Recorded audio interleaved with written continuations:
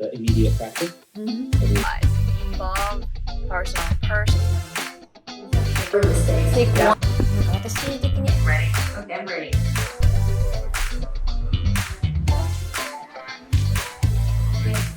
Hey guys, welcome back to my channel. So in today's video, I'm going to be showing you guys my English learning routine. I don't have a fixed English learning routine, to be honest. Whenever I feel like, oh, I want to study English today, then, I'll start doing it. I don't really make to-do list, or I don't really make a weekly plan or anything. I would say I'm such a spontaneous person. I'm not the kind of person who always make plans, stick with the one certain routine or anything like that. So, my learning style is quite random and it's quite unique. I forgot to put the microphone.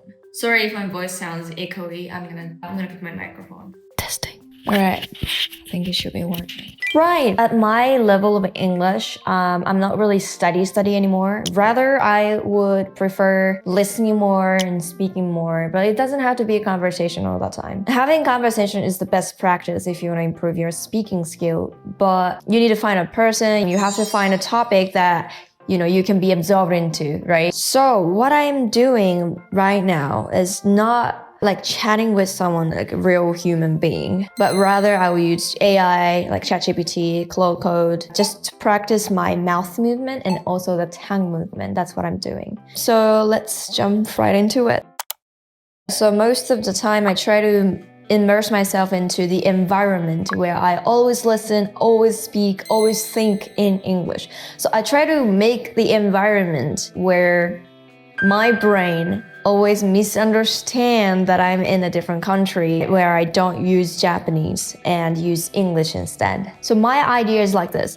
You don't have to physically move to a different country to improve your English, because the core belief is that if your brain detect that, okay, so English is your main language, our body remembers it, right? Try to, catch the word in English, try to pay attention to English sounds, and all of the system would dramatically change. If the brain think, oh, okay, so this is the main language, this is what you need. If it's still in Japanese, if you're in a Japanese mode, then your brain would think, okay, so Japanese is your main language. You just have to let your brain think in a different way, which is English, right? So you don't necessarily have to go to different countries and, pay in dollars and, all that expensive shit. You can still be in Japan, still work in your environment, yet create the environment that your brain start to work in English mode, right? So that's my idea.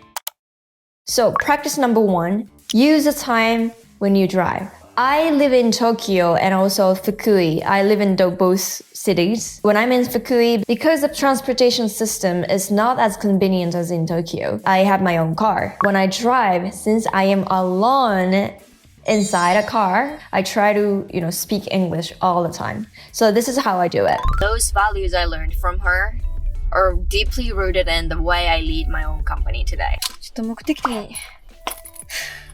地に着いたので行ってこようと思います。明日ですね、うちの地元福井県で、おじのコミュニティのね、合宿を行うんですけど、必要なものがいくつかあるので、ドンキホーテにちょっとね、行きたいと思います。ここからは別に英語を喋ったりするわけじゃないんですけど、本当だったら AirPods とかで耳学というかね、別に買い物してる時って誰とも喋るわけじゃないんで、だいたい AirPods でポッドキャスト聞くとかしてますね。集中期間みたいなのを結構作ってて、なんか私的に性格上毎日頑張るってことが好きじゃないっていうかできないタイプだから、そういう1ヶ月だけ決めて四六時中英語漬けみたいなことをよくやってます。 One of the skills I'm eager to learn in the future is proficiency in AI technology. AI systems. Mastering them would be deeper knowledge of AI would be invaluable. It would accelerate my personal growth and allow me to create greater impact on those people around me. Greater impact for those people around me. Impact on, impact for, create impact for those people around me. I'm pretty sure that gaining expertise in this field would allow me to expand my business even more. And so here, what I'm trying to answer is those IELTS speaking questions. There are 3 parts in IELTS speaking section, and for the part 1, we get asked open topic, like general topic, like what food do you like, or tell me about your morning routine, or all that kind of thing. And for this one, describe the person who influenced you the most. And my answer is my mom, so I'm talking about my mom and the reason behind it. But before I do this practice, I've already asked ChatGPT about like why I respect her, and we made a bullet point list of what I should say in my answer. So I've already had the idea of what I have to say, but I'm trying to, connect those ideas into sentences and try to put it into the word. So that's what I'm doing. So practice number 2, have a meeting all in English. I run an English learning community with an American English teacher. I often do the meeting with him all in English. So this is the video. Examples, so we can like focus more on some of the things. Like I wanted to have like a good what am I trying to say? Audience. Like lots of I think you don't have to remove it, but maybe separate the slides. You could say cluster is katamari. You know the word katamari? Yeah, like a group of the sound. Cluster. I think it's the best Japanese for cluster. Yeah, I put in this slide I put setto. Setto also works. Yeah. Setto とかグループ塊かな? Like the one you said, 軍だっけ? 軍? そうだね. I think the direct translation of cluster is 軍, but like we never use that 軍 in Japanese. まあいいよ、セット、塊 If you don't know which Japanese to use, then use セット、グループ、塊 then they will understand. Yeah. I'm gonna go back through and the picture and the photo, the actual photo of your mouth as well. Oh yeah, sure. Yeah. Like next week sometime if you wanted to like film in something like that. Yeah. Time next week? Next week, オフ会だよね。確かにオフ会。確かに。Next week, are you gonna take day off? Well, I guess that would be. I figured I'll do that after the off kai. After, so like okay, after the off kai. Next I guess the 10th and the how about Monday? We always kind of did after, but yeah. I mean, there's no reason you can't do before as well. Yeah. Well, what about like you have to set up a meeting with native speakers, native staffs in 合宿? Do you still have something to do for that next week? Well, I've already met with all of them just like before kind of like confirming. Oh, I mean like the group meeting, not one-on-one. Yeah. So we need to set up like some kind of. What is that? What are you watching? I know him. Yeah. I love his videos. Yeah, I thought it sounded interesting. I was gonna. But most of the employees that I hire in my company are Japanese. They can speak English, but not at a proficiency level or not at a native level, of course. So I don't really have many English meetings, but I try to take as many opportunities as I can. So yeah, this is one thing I do.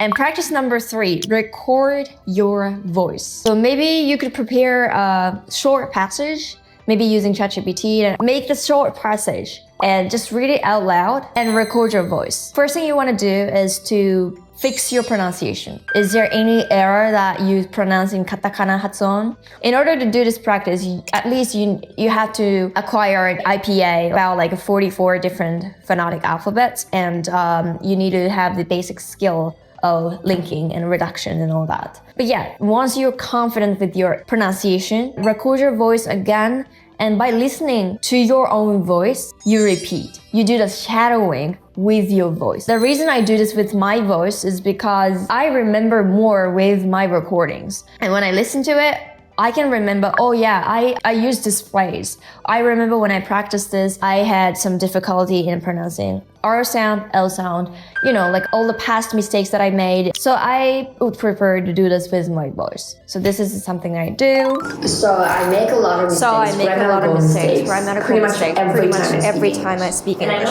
And I know what I need to fix. And that's one of my goals for this year to overcome the immediate fear or pressure what pressure I feel when I speak English. For a long time, I wasn't really aware of it. I knew I was making mistakes, but I used to think like, yeah, I make mistakes, but I don't really need to care because the most important thing is to just practice English. I think I've reached a level where I actually that fear keeps telling me you can't make mistakes. You can't make mistakes. You have to fix everything. You know what I mean? Maybe all the mistakes that I are too basic. I think of myself. I see myself as an advanced English learner. The mistakes that come out when I speak English are so basic that I honestly can't even accept it. But you know, once you've got the self-acceptance in place, start small. Maybe pick one recurring mistake, just one, and work on that intentionally by focusing on tiny improvement. You get momentum. As you see that journey, hopefully you probably find that confidence creeping back in. But you know, few months ago, I went to Niseko and took an. It's a lesson where you're filming your lesson, send that video to the teachers in Niseko, and they give you detailed feedback on mistakes you're making. And what they pointed out was that I tend to skip S's at the end of the word, make mistakes in certain plural words, and I rely too much on filler words like you know what I mean and all that. And yeah, I realize I need to work on cutting those out. Okay. Can you ask me some questions about? So I make a lot of mistakes, grammatical mistakes, pretty much every time I speak English. And I know what I need to fix. And that's one of my goals for this year to overcome immediate fear or pressure. What pressure I feel when I speak English. For a long time, I wasn't really aware of it. I knew I was making mistakes, but the image, the feeling, or the idea you want to express already exists in your mind, right? I've realized that those images often come to me in a very Japanese way. Because of that, it's really hard to convert them into English. I'm not literally translating Japanese into English. I'm trying to convert the image or feeling itself into English. But since it's already shaped in the Japanese style, that conversion feels very difficult. So lately, I've been trying to think in an English mode, in an English way before I speak. I try to come up with the image or even the structure in English first before I verbalize anything. But that's really hard because I live in Japan, live in Japanese, and every single day. Unless I intentionally create opportunities to speak English, I honestly don't get many chances to use it right now. And in this kind of environment, it feels natural that the images and thoughts that pop into my head come out in Japanese first. So the question is, how do you change that way of thinking? How do you shift your thought patterns, and so English comes out more naturally? So when I speak English, I feel like my thinking is still in Japanese mode. Before you actually verbalize something, the image, the feeling, or the idea you want to express already exists in your mind, right? And I've realized that those images often come to me in a very Japanese way. Because of that, it's really hard to convert them into English. And practice number 4, read books out loud, right? So this is the book I read recently, and what I like about this book is it's very short, mainly about this focus. I would say I am such a procrastinator. I always procrastinate things and I do it last minute. So I really want to fix this, bad habit. So I try to read this book, how to be productive and how to get locked in and how to stay focused and all that. For example, start small. Begin each day with a tiny task that is easy to accomplish. This helps create a snowball effect and makes you feel more motivated. That's it. Very short. The most important thing to improve English skill at this level is to have more topics that you can confidently talk about. So it has to be short. If it is too long, then you don't remember. So these short passages are so effective for me to just understand the overall picture of what it is saying. Yeah, it just for me, it fits so well to practice my speaking. So I love this book. It's quite handy. They can focus on one task, take it off, and move on to the next. Others, meanwhile, are seen as disorganized or labeled as scatterbrained and think they'll never get it together to finish it off. But what if we told you that focus and its close siblings, concentration and attention, are hardwired in us all.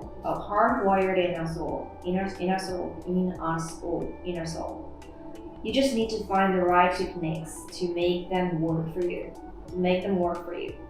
The truth of the matter is that in today's fast-paced and hyper-connected world,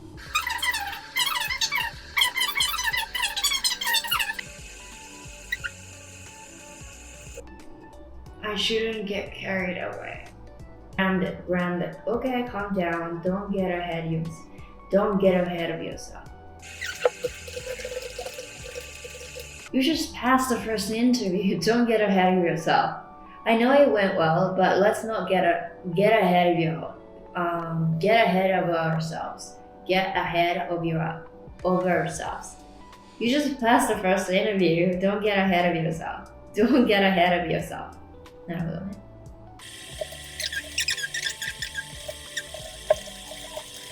You just passed the first interview. Don't get ahead of yourself. I know it went well, but let's not get ahead of ourselves. Mindset. This means setting a clear priorities, understanding what truly matters, and turning out the noise that doesn't serve your goals.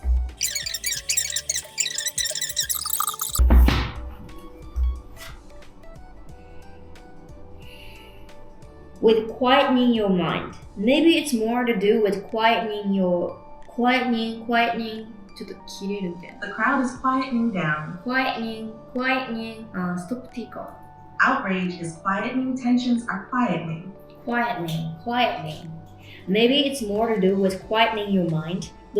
Reflect on what focus personally means to you and why that's important. And practice number 5, teach English to your students. Teaching to somebody else, try to verbalize what you think into a word, all the things that you need to do the teaching process. It's really effective. It can boost your confidence, organize the idea of what you have input. From the textbooks, from the everyday usage of English, and all the things you have input so far. So many information at once in your brain, it's a total mess. So you need to have some time to brush up and polish what you have learned and, just organize it. And by teaching to somebody else, you can actually do that. So when I'm doing this, Hatson Tensaku, I can also learn so much from my students. So this is part of my practice. Numbers 何を奥でやらないわけ。Light, under, open, song, longer, open, song. これ若干 TH のバーンに聞こえなくもなるので、S もうちょっと頑張りましょう。S ですね。Number. OK。ナンバー、ではなくて、もうちょっとを変えたいので、number, song, long, yeah, strong. strong ではなくて、strong, Yeah, and practice number 6, listening English all the time with your interest. You have to, pay attention actively and intensively. You cannot listen to English as listening material. You have to be excited with that topic, with that content. And I do it when I take bath, when I'm driving, when I'm alone, having nothing to do, or any spare time, any free time, I try to listen. Sit here. I mean, I could spend 3 hours with you. Great practice. Reading, chatting, and reviewing work done by perspective. Then this routine is just so basic and nothing to priority. All right, we'll move forward to part 2 in a moment. Okay. Ready? Okay, I'm ready. Great. In part 2, I'd like you to describe a skill you'd like to learn in the future. How do you think advancements in technology like AI will change how people work or live in the next decade? In the next 10 years. And that's it. That's how I study English. So I guess we're all in the same boat, trying to learn English, struggling and all that. Hope you enjoyed my video today, and I'll see you in the next video. Bye.